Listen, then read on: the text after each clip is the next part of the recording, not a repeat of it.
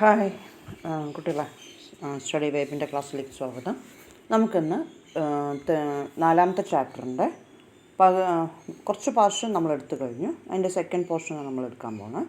അപ്പോൾ ഇന്നലെ നമ്മൾ പഞ്ചശീല തത്വങ്ങൾ, ഇന്ത്യയും ചൈനയും തമ്മിലുള്ള ബന്ധങ്ങൾ സ്ട്രോങ് ആക്കുന്ന പഞ്ചശീല പ്രിൻസിപ്പിൾസിനെ കുറിച്ച് നമ്മൾ പഠിച്ചു. ഇനി നമുക്ക് അറിയേണ്ടത് ഇത്രയും നല്ലൊരു കരാർ ഉണ്ടാക്കിയെടുത്തിട്ടും ഒരു എഗ്രിമെൻറ്റ് നല്ലത് സൈൻ ചെയ്തിട്ടും എന്തുകൊണ്ട് ഇന്ത്യയും ചൈനയും തമ്മിൽ യുദ്ധം ഉണ്ടായി എന്ന കാര്യമാണ്. അപ്പോൾ നമുക്ക് ആ എഗ്രിമെൻ്റ് എന്താണെന്ന് ഒന്നുകൂടെ പറയാം. അപ്പോൾ അതിന് മുൻപായിട്ട് നമ്മുടെ മുൻപുള്ള ക്ലാസ്സുകൾ കാണുക, മുൻപുള്ള ക്ലാസ്സുകൾ കേൾക്കുക. നിങ്ങൾ ആ കേൾക്കുന്നതിൻ്റെ ഒപ്പം തന്നെ നിങ്ങൾ കൂടുതൽ ഫ്രണ്ട്സിനെ അതിലേക്ക് കൊണ്ടുവരാൻ ശ്രമിക്കുക. ക്ലാസ്സുകൾ ലൈക്ക് ചെയ്യുക, ഷെയർ ചെയ്യുക, കമൻറ്റ് ചെയ്യുക. തീർച്ചയായിട്ടും നിങ്ങളെല്ലാവരും അത് കേൾക്കും എന്ന് വിശ്വസിച്ചുകൊണ്ട് തന്നെ ഞാൻ തുടരുന്നു. നമ്മളുടെ പഞ്ചശീല പ്രിൻസിപ്പിൾസ് എന്ന് പറയുന്ന നാലാമത്തെ ചാപ്റ്ററിലെ പോർഷനിൽ നമുക്ക് ജസ്റ്റ് ഒന്ന് റിവിഷൻ ചെയ്ത് വരാം. അതായത് 1954 ഇന്ത്യൻ പ്രധാനമന്ത്രിയായ ജവഹർലാൽ നെഹ്റുവും ചൈനീസ് പ്രധാനമന്ത്രിയായ ചൗവൻലായും ചേർന്ന് ഏപ്രിൽ 29 സൈൻ ചെയ്ത കരാറിൻ്റെ പേരാണ് പഞ്ചശീല പ്രിൻസിപ്പിൾസ് അഥവാ പഞ്ചശീല തത്വങ്ങൾ. അതിൽ പോയിൻ്റുകൾ ഇത്രയാണ്, 5 പോയിൻ്റ് വരുന്നത്. ഒന്ന്, രാജ്യാതിർത്തിയും പരമാധികാരവും പരസ്പരം അംഗീകരിക്കുക, പരസ്പരം ആക്രമിക്കാതിരിക്കുക, ആഭ്യന്തര കാര്യങ്ങളിൽ അന്യോന്യം ഇടപെടാതിരിക്കുക, സമത്വവും പരസ്പര സഹായവും വച്ചു പുലർത്തുക, സമാധാനപരമായ സഹവർത്തിത്വം പാലിക്കുക, mutual respect for each others territorial integrity and sovereignty, mutual non aggression, mutual non interference in each others internal affairs, equality and cooperation for mutual benefit, peaceful coexistence. ഇതാണ് അതിൻ്റെ കാര്യം. ഇത്രയും നല്ലൊരു എഗ്രിമെൻറ്റ് സൈൻ ചെയ്തിട്ടും നമ്മളും ചൈനയും തമ്മിൽ യുദ്ധം ഉണ്ടായി. എന്തുകൊണ്ടാണ് അത് സംഭവിച്ചത് എന്ന് നോക്കിയാൽ 2 കാര്യങ്ങളാണ് യുദ്ധത്തിലേക്ക് എത്തിയത്. ഒന്ന്, ദലൈലാമയുടെ പ്രശ്നം, രണ്ടാമത്തേത് അതിർത്തി തർക്കങ്ങൾ.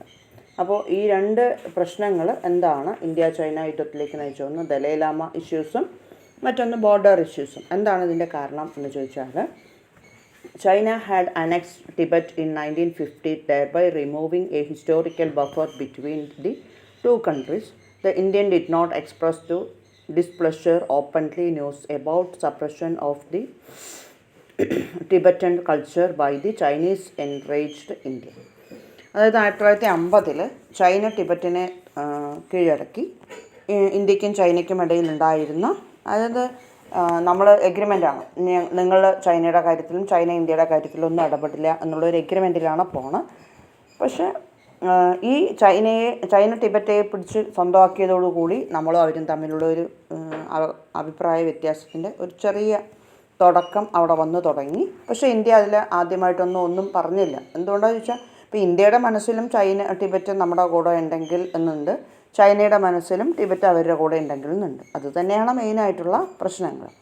പക്ഷേ ചൈന, അതായത് ഇപ്പോൾ ടിബറ്റിനാണെങ്കിൽ ഇന്ത്യയുടെ കൂടെ വന്ന് നിൽക്കുന്നതിനോട്, അതായത് ഇന്ത്യയുടെ ഭാഗമാകുന്നതിനോട് അവർക്ക് വലിയ എതിർപ്പൊന്നുമില്ല. പക്ഷെ ചൈനയുടെ ഭാഗമാകാൻ അവർക്ക് താല്പര്യമില്ല. കാരണം എന്താ വെച്ചാൽ, ടിബറ്റൻ കൾച്ചറിനെ നന്നായിട്ട് അങ്ങോട്ട് ഇല്ലാതാക്കാൻ ശ്രമിക്കുന്ന ഒരു രാജ്യമായിരുന്നു അന്ന് ചൈന. അപ്പോൾ സ്വാഭാവികമായിട്ടും ടിബറ്റുകാർക്ക് അവരുടെ കൾച്ചർ നഷ്ടപ്പെടുന്നതിനോട് അവർക്ക് താല്പര്യം ഉണ്ടായിരുന്നില്ല.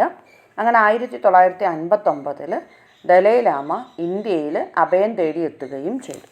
അപ്പോൾ അങ്ങനെ ഇന്ത്യയിൽ അഭയം തേടി എത്തിയ, അതായത് Dalai Lama sought political asylum in India did not hesitate to grant asylum to the Tibetan spiritual leader.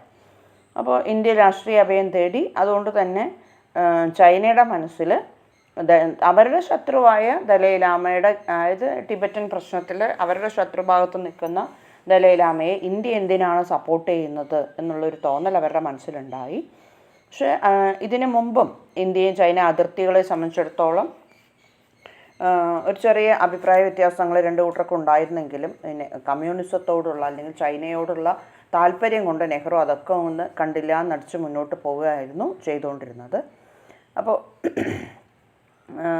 1960 ഇങ്ങനെയൊക്കെ ആവാനാവുമ്പോഴേക്കും ഈ അഭിപ്രായ വ്യത്യാസങ്ങൾ പതുക്കെ സ്ട്രോങ്ങിലേക്ക് വന്നു തുടങ്ങി. കാരണം കാശ്മീരിലെ ലഡാക്ക് മേഖലയിലെ അക്സായി ചിൻ പ്രദേശവും നമ്മുടെ കിഴക്ക് അരുണാചൽ പ്രദേശിൻ്റെ ഭാഗത്തുള്ള ചില സ്ഥലങ്ങളൊക്കെ നമ്മുടേതാണെന്ന് നമ്മളും, അല്ല അത് ചൈനയുടേതാണെന്ന് ചൈനയും അഭിപ്രായ വ്യത്യാസങ്ങൾ ഉയർന്നു വരികയും ചെയ്തു. അപ്പോൾ അന്ന് ഈ പ്രദേശങ്ങളെയൊക്കെ നമ്മൾ നോർത്ത് ഈസ്റ്റ് ഫ്രണ്ടിയർ ഏജൻസി നെഫ എന്ന പേരിലാണിത് അറിയപ്പെട്ടിരുന്നത്. അപ്പോൾ ഈ സ്ഥലങ്ങൾ, അതായത് അരുണാചൽ പ്രദേശിലെ ചില ഭാഗങ്ങളും കാശ്മീരിലെ ലഡാക്ക് മേഖലയിലെ ചില സ്ഥലങ്ങളും തങ്ങളുടേതാണെന്ന് ഇന്ത്യയും അവരുടേതാണെന്ന് ചൈനയും വാദിച്ചത് ഒരു തർക്കമായി മാറി. അങ്ങനെ 1957-59 ഇടയിൽ പതുക്കെ ആ ഭാഗങ്ങൾ ചൈന സ്വന്തമാക്കുകയും, അതായത് ലഡാക്ക് കാശ്മീരിലെ അക്സായ് ചിൻ പീഠഭൂമികളുടെ ഭാഗങ്ങൾ സ്വന്തമാക്കുകയും അതിൽ കൂടെ റോഡ് നിർമ്മിക്കുകയും ചെയ്തു. ഇതിനെ തുടർന്ന് ഇന്ത്യ യുദ്ധം ചെയ്യാൻ പാടില്ല, യുദ്ധം ചെയ്യില്ല എന്നാണല്ലോ നമ്മുടെ എഗ്രിമെൻറ്റ്. അപ്പോൾ അതുകൊണ്ട് തന്നെ അവർ ചർച്ചകളൊക്കെ നടത്തി വന്നു. ആ ചർച്ചകളൊക്കെ നടത്തി വന്നെങ്കിലും രണ്ട് രാജ്യങ്ങളും തമ്മിൽ അത് അവസാനിപ്പിക്കാൻ പറ്റുന്ന ഒരു ചർച്ചയിൽ കൊണ്ടെത്തിയില്ല. ഒരു എതിർപ്പ് നിലനിർത്തിക്കൊണ്ട് തന്നെയുള്ള ഒരു ചർച്ച മുന്നോട്ട് പോവുകയും ചെയ്തു.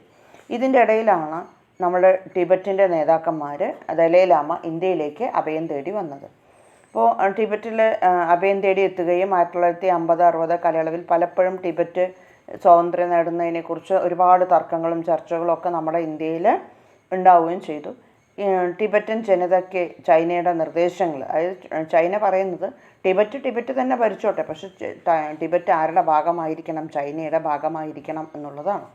അതിനോട് യോജിക്കാൻ ടിബറ്റൻ ജനതയ്ക്ക് സാധിച്ചില്ല. അപ്പോൾ അവരുടെ മനസ്സിൽ ഞങ്ങളുടെ സംസ്കാരം നശിപ്പിക്കുന്നവരാണ്, ഞങ്ങളുടെ മതത്തെ നശിപ്പിക്കുന്നവരാണ് ചൈനക്കാർ എന്നുള്ള ഒരു ധാരണയിലാണ് അവർ പോയത്. അപ്പോൾ ഇതിൻ്റെ ഇടയിൽ 1962 62-ലല്ല, ഒരു 60-61 അങ്ങനെയൊക്കെ ആവുന്ന സമയമാകുമ്പോഴേക്കും ചൈന പതുക്കെ നമ്മുടെ ചൈനയിലെ നേതാവായ ചൗ എൻലായ് ഇന്ത്യയിലേക്ക് വരുന്നു. ആ ഇന്ത്യയിലേക്ക് വരുന്ന സമയത്ത് തന്നെ നമ്മുടെ ആത്മീയ നേതാവായ ദലൈലാമയും നമ്മളുടെ അവിടേക്ക് വരുന്നുണ്ട്. അപ്പോൾ രണ്ടുപേരും ഇവിടെ എത്തുകയും ചെയ്തു. ചൈനയുടെ പ്രശ്നത്തിൽ, ചൈനയുടെ ആക്രമണത്തിൽ ഒരു പരിഹാരം കാണണമെന്ന് ഇന്ത്യയോട് ടിബറ്റിൻ്റെ നേതാവായിട്ടുള്ള ദലൈലാമ ആവശ്യപ്പെട്ടു. അപ്പോൾ ചൈനയോട് സ്ട്രോങ് ആയിട്ടത് പറയാൻ നമുക്ക് പറ്റില്ല. അപ്പോൾ ചൈനയോട് ശരി, നല്ല രീതിയിൽ ടിബറ്റിൻ്റെ കാര്യങ്ങളിലൊക്കെ ഇടപെടൂ എന്ന് മാത്രം പറയാനേ ഇന്ത്യക്ക് സാധിച്ചുള്ളൂ. അപ്പോൾ ലോകത്തിൻ്റെ ശ്രദ്ധ മുഴുവനും നമ്മുടെ ഇതേ സമയത്ത് 1960-62 കാലയളവെന്ന് പറഞ്ഞാൽ ക്യൂബൻ മിസൈൽ പ്രതിസന്ധി എന്ന് പറയുന്ന, അത് നമുക്ക് പഠിക്കാനുണ്ട്. അപ്പോൾ ആ ഒരു ടോപ്പിക് പറയാം. ക്യൂബൻ മിസൈൽ പ്രതിസന്ധി എന്ന് പറയുന്ന ഒരു പ്രശ്നത്തിലേക്ക് നീങ്ങിക്കൊണ്ടിരിക്കുമ്പോൾ ഇന്ത്യയുടെ ശ്രദ്ധ തെറ്റും എന്ന് തോന്നിയിട്ടാവാം 1962 ഒക്ടോബർ ചൈന ഇന്ത്യക്കെതിരെ ശക്തമായൊരു ആക്രമണം ആരംഭിക്കുകയും ഈ പറഞ്ഞ അക്സായ് ചിൻ പീഠഭൂമിയും അതുപോലെ തന്നെ അരുണാചൽ പ്രദേശും സ്വന്തമാക്കുകയും ചെയ്തു. അങ്ങനെ അത് കഴിഞ്ഞ് രണ്ടാമത് നവംബർ മാസമൊക്കെ ആകുമ്പോഴേക്കും ലഡാക്കിൻ്റെ ഭാഗങ്ങളൊക്കെ ആക്രമിച്ചു. പക്ഷേ ഇന്ത്യക്ക് മുന്നേറ്റം തടയാൻ സാധിച്ചുവെങ്കിലും ചൈന അരുണാചൽ പ്രദേശ് കടന്ന ആസാം ഒക്കെ ആക്രമിച്ചു കീഴടക്കി. അവസാനം ചൈന തന്നെ, അതായത് ഒരു 10-11 ദിവസത്തെ ആക്രമണ പരമ്പരയാണ്. അതോടുകൂടി നവംബറിൽ 21-ാം തീയതി തന്നെ യുദ്ധം അവസാനിപ്പിക്കുകയും ചെയ്തു ചൈന. പക്ഷേ നമ്മുടെ കുറേ സ്ഥലങ്ങൾ ആരുടെ കൈകളിലേക്ക് വരുന്നു? ചൈനയുടെ കൈകളിലേക്ക് വരികയും ചെയ്തു. അപ്പോൾ ഞാൻ ഒന്നുകൂടെ പറഞ്ഞുതരാം. അതായത് നമ്മുടെ 1962-കളിൽ ഇന്ത്യ ചൈന യുദ്ധം ഉണ്ടായി. എന്തുകൊണ്ടാണ് ആ ചൈന ഉണ്ടായി? ഇന്ത്യ ചൈന യുദ്ധം നടന്നതെന്ന് ചോദിച്ചാൽ ടിബറ്റ് എന്ന് പറയുന്ന ഇന്ത്യക്കും ചൈനയ്ക്കും ഇടയിൽ കിടക്കുന്ന പ്രദേശമാണ് ടിബറ്റ്. ഈ ടിബറ്റ് ചൈനയ്ക്ക് വേണം എന്ന് തീരുമാനിച്ച ചൈന ആ പ്രദേശങ്ങളെ ആക്രമിച്ച് തൻ്റെ ഭാഗമാക്കി മാറ്റി. അവരുടെ സംസ്കാരത്തെ നിയന്ത്രിക്കാൻ തുടങ്ങിയതോടുകൂടി തങ്ങളുടെ മതപരവും സാംസ്കാരികവുമായ വിഷയങ്ങളിൽ ചൈന അമിതമായി ഇടപെടുന്നു എന്ന് പറഞ്ഞ് ടിബറ്റ് ചൈനയ്ക്കെതിരെ കലാപങ്ങൾക്ക് തുടക്കം കുറിച്ചു. ചൈനയുടെ ടിബറ്റ് ഭരണം ഉൾക്കൊള്ളാൻ പറ്റാത്ത ടിബറ്റൻ ജനത ശക്തമായ പ്രതിഷേധങ്ങളുമായി നീങ്ങുന്നതിനിടയിലാണ് ടിബറ്റിൻ്റെ ആത്മീയ നേതാവായിട്ടുള്ള ദലൈലാമ ഇന്ത്യയിലേക്ക് വരുന്നത്. കാരണം ചൈനയുടെ പ്രധാനമന്ത്രി ചൗ എൻലായ് ഇന്ത്യയിലേക്ക് വരികയും ഒരു ചർച്ച, അതായത് നമ്മുടെ അരുണാചൽ പ്രദേശ്, ലഡാക്ക് തുടങ്ങിയ മേഖലകളിലൊക്കെ ചൈന ആധിപത്യം സ്ഥാപിക്കുന്നുണ്ട്. അപ്പോൾ അതിൻ്റെ ഒരു കോംപ്രമൈസ് ചർച്ചയ്ക്ക് വേണ്ടി ഇയാൾ വരാൻ തുടങ്ങിയപ്പോൾ ദലൈലാമയും ഇന്ത്യയിലെത്തുന്നു. ദലൈലാമ ചൗ എൻലായോട് നെഹ്റുവിനോട് ഒരു അഭിപ്രായം പറയാൻ വരികയാണ്. അതായത് ചൈനയുടെ കാര്യത്തിൽ അമിതമായിട്ട്, ടിബറ്റിൻ്റെ കാര്യത്തിൽ അമിതമായി ചൈന ഇടപെടുന്നത് ശരിയല്ല, അത് പ്രശ്നങ്ങളിലേക്ക് നീങ്ങും എന്ന് ബോധ്യപ്പെടുത്താനാണ്, ചൈനയോട് പറയാനാണ് ഇന്ത്യ ഗവൺമെൻറ്റിനോട് ദലൈലാമ ആവശ്യപ്പെടുന്നത്. അപ്പോൾ ആ ആവശ്യങ്ങൾ കഴിയുന്നു. ചൈനയുടെ മനസ്സിൽ ഇന്ത്യ ടിബറ്റുകാർക്ക് സപ്പോർട്ട് നൽകിക്കൊണ്ട് ചൈനയുടെ ചൈനയുടെ കാര്യത്തിൽ അനാവശ്യമായി ഇടപെടുകയാണ്, ടിബറ്റിൻ്റെ കാര്യം ഇന്ത്യക്ക് ഇടപെടേണ്ട ആവശ്യമില്ല എന്നൊക്കെ രീതിയിൽ സംസാരിക്കാനായിട്ട് തുടങ്ങി. അങ്ങനെ 1957-59 ചൈന പതുക്കെ അക്സായ് ചിൻ പീഠഭൂമി ഭാഗങ്ങളൊക്കെ സ്വന്തമാക്കാനായി ശ്രമിച്ചു. അതിനെതിരെ കോംപ്രമൈസ് ചർച്ചകളൊക്കെ നടന്നെങ്കിലും ചർച്ചകളൊന്നും തന്നെ നല്ല രീതിയിൽ അവസാനിച്ചില്ല. അങ്ങനെ ഇന്ത്യയുടെ പല സ്ഥലങ്ങളും, അതായത് വടക്ക് കിഴക്കൻ അതിർത്തി പ്രദേശങ്ങൾ, നേഫ മേഖലകൾ, അരുണാചൽ പ്രദേശ് ഭാഗങ്ങളാണ് നേഫ മേഖലകൾ. അതുപോലെ തന്നെ നമ്മുടെ ലഡാക്ക്, അക്സായ് ചിൻ പീഠഭൂമി ഉൾപ്പെടുന്ന ഭാഗങ്ങളൊക്കെ ഏകദേശം ഒരു മാസത്തോളം നവംബറിൽ നീണ്ടുനിന്ന 1962 ഒക്ടോബർ നവംബർ മാസങ്ങളിലായി നടന്ന യുദ്ധത്തിൽ ചൈന പിടിച്ചെടുക്കുകയും അവിടെ ഏകപക്ഷീയമായി തന്നെ യുദ്ധം അവസാനിപ്പിക്കുകയും ചെയ്യുന്ന ഒരു സ്ഥിതിവിശേഷം കാണാൻ സാധിക്കും. അങ്ങനെ ഇന്ത്യക്കകത്തും പുറത്തും ചൈന ആക്രമണം തുടങ്ങി. അധികം വൈകാതെ സൈനിക സഹായം തേടി ഇന്ത്യക്ക് അമേരിക്കയുടെയും, അതായത് നമ്മളിപ്പോൾ UNO പോലുള്ള സംഘടനകളെ ഉദ്ദേശിച്ചുകൊണ്ട് അമേരിക്കയുടെയും ബ്രിട്ടൻ്റെയും ഒക്കെ സഹായം തേടുകയും ചെയ്തു. അവസാനം ചൈനയുടെ ആക്രമണ സമയത്ത്, ചൈന ഒരു കമ്മ്യൂണിസ്റ്റ് രാജ്യമായതുകൊണ്ടായിരിക്കും സോവിയറ്റ് യൂണിയൻ യാതൊരു പ്രതികരണവുമില്ലാതെ നിൽക്കുന്നൊരവസ്ഥയുണ്ടായിരുന്നു. എന്തായാലും യുദ്ധത്തിൽ ഇന്ത്യ പരാജയപ്പെട്ടു. അപ്പോൾ നേരത്തെ നമ്മുടെ ദേശീയ നേതാക്കൾ പറഞ്ഞു ചൈന ചതിക്കും, ചൈന ഒരു കമ്മ്യൂണിസ്റ്റ് രാജ്യമാണ് എന്ന് പറഞ്ഞിരുന്നതിനെ ഉൾക്കൊള്ളാതിരുന്ന നെഹ്റുവിന് ഇതൊരു ശരിക്കും കനത്ത തിരിച്ചടിയായിട്ട് മാറി. യുദ്ധത്തിൽ നമ്മൾ തോറ്റു എന്ന് മാത്രമല്ല, നമ്മുടെ പല സ്ഥലങ്ങളും ചൈനയുടെ കൈവശമായി തീരുകയും ചെയ്തു. ഇതിൽ പ്രതിഷേധിച്ചെന്നോണം, അല്ലെങ്കിൽ ഇതിൻ്റെ പരാജയം ഏറ്റെടുത്തു എന്നോണം ഇന്ത്യയുടെ ഭരണകർത്താക്കളിൽ കുറേ പേര്, അതായത് പ്രതിരോധ മന്ത്രിയായ VK കൃഷ്ണമേനോൻ രാജിവെച്ചു, സൈന്യാധിപരിൽ പലരും രാജിവെച്ചു, പലരെയും നിർബന്ധ പെൻഷൻ നൽകി പിരിച്ചുവിടേണ്ട ഒരവസ്ഥയിലേക്ക് വന്നു. അങ്ങനെ നെഹ്റുവിൻ്റെ പ്രതിച്ഛായയ്ക്ക് തന്നെ മങ്ങലേൽക്കുന്ന രീതിയിലായിരുന്നു ഈ ഇന്ത്യ ചൈന യുദ്ധം അവസാനിപ്പിച്ചത് എന്ന് പറയാം. അപ്പോൾ ഇത് ഒരു 8 മാർക്കിനോളം ചോദ്യം ചോദിക്കാൻ സാധ്യതയുണ്ട്. അപ്പോൾ അത് പഠിച്ചു വയ്ക്കണം. ഇനി ഇതിൻ്റെ അവസാന പോർഷൻ എന്ന് പറയുന്നത് ഇതിൻ്റെ ഫലം എന്തായിരുന്നു എന്ന് ചോദിച്ചാൽ, സ്വാഭാവികമായും ഇന്ത്യ ചൈന യുദ്ധം പ്രതിപക്ഷത്തെയും ദോഷകരമായി ബാധിച്ചിട്ടുണ്ട്. ഇന്ത്യ ചൈന യുദ്ധം പോലെ തന്നെ ചൈനയും സോവിയറ്റ് യൂണിയനും തമ്മിലുള്ള അകൽച്ചയും നമുക്കിവിടെ കാണാനായിട്ട് സാധിക്കും.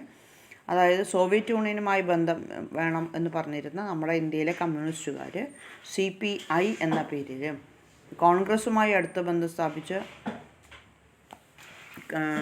സോവിയറ്റ് യൂണിയനുമായി താല്പര്യം കാണിച്ചിരുന്ന ഇന്ത്യൻ കമ്മ്യൂണിസ്റ്റ് പാർട്ടി CPI എന്ന പേരിലും, അതുപോലെ തന്നെ കോൺഗ്രസുമായി അടുത്ത ബന്ധം പുലർത്തി മറ്റു ചൈനയുമായി ബന്ധം സ്ഥാപിക്കാൻ ശ്രമിച്ചിരുന്ന ഇവരെ എതിർത്തുകൊണ്ട് രൂപം കൊണ്ട മറ്റൊരു പാർട്ടിയാണ് കമ്മ്യൂണിസ്റ്റ് പാർട്ടി ഓഫ് ഇന്ത്യ, അതായത് Marxist communist party of India എന്നറിയപ്പെടുന്നത്.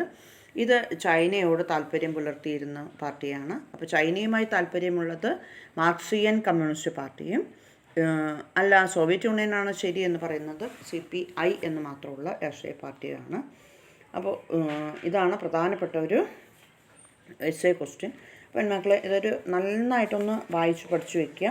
അതിനുശേഷം 1962 ശേഷം ഇരു രാജ്യങ്ങളും തമ്മിലുള്ള ബന്ധം അവസാനിക്കുന്നു.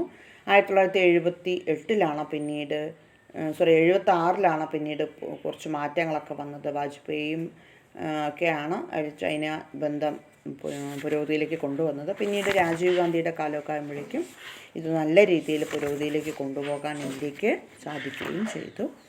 അപ്പോൾ ടിബറ്റ് എന്ന് പറയുന്ന പ്രദേശത്തിൻ്റെ പേരിൽ ഇന്ത്യയും ചൈനയും തമ്മിൽ നടന്ന പോരാട്ടമാണ് നമ്മൾ ഇന്ത്യ ചൈന ബന്ധം എന്ന് പറയുന്നത്. എന്തായാലും ഇന്ത്യ നല്ല രീതിയിൽ ആ യുദ്ധം അവസാനിപ്പിക്കാൻ ഇന്ത്യക്ക് സാധിച്ചില്ല. ഇന്ത്യ പരാജയം ഏറ്റുവാങ്ങുന്ന രാജ്യമായി മാറി. ഇനി നമുക്കറിയേണ്ടത് മറ്റു 2 രാജ്യങ്ങളുമായിട്ട്, ഇന്ത്യയും പാകിസ്ഥാനും തമ്മിലും ഇന്ത്യയും ബംഗ്ലാദേശും തമ്മിൽ നടന്നിട്ടുള്ള യുദ്ധത്തെക്കുറിച്ചാണ്. അത് നമുക്ക് അടുത്ത ക്ലാസ്സിൽ പഠിക്കാം കേട്ടോ. അപ്പം നന്നായിട്ട് ഒന്ന് വായിക്കുക, പഠിക്കുക, നിറയെ മാർക്ക് വാങ്ങാൻ നോക്കുക. ഒപ്പം ക്ലാസ്സുകൾ ലൈക്ക് ചെയ്യുക, ഷെയർ ചെയ്യുക. വരുന്ന എക്സാമിന് ഒരു ക്ലാസ് കൂടെ കഴിഞ്ഞാൽ, അതായത് ഇന്ത്യ പാകിസ്ഥാൻ യുദ്ധത്തിൻ്റെ ഒരു ക്ലാസ് കൂടി കഴിഞ്ഞ് കഴിഞ്ഞാൽ നമുക്ക് റിവിഷൻ ക്ലാസ് ഉണ്ടാകും. അപ്പം നന്നായിട്ട് ആ റിവിഷൻ ക്ലാസ്സുകൾ പ്രയോജനപ്പെടുത്തുക. പരീക്ഷയ്ക്ക് മോഡൽ എക്സാമിന് നിറയെ മാർക്ക് വാങ്ങാൻ നോക്കുക. Okay, by.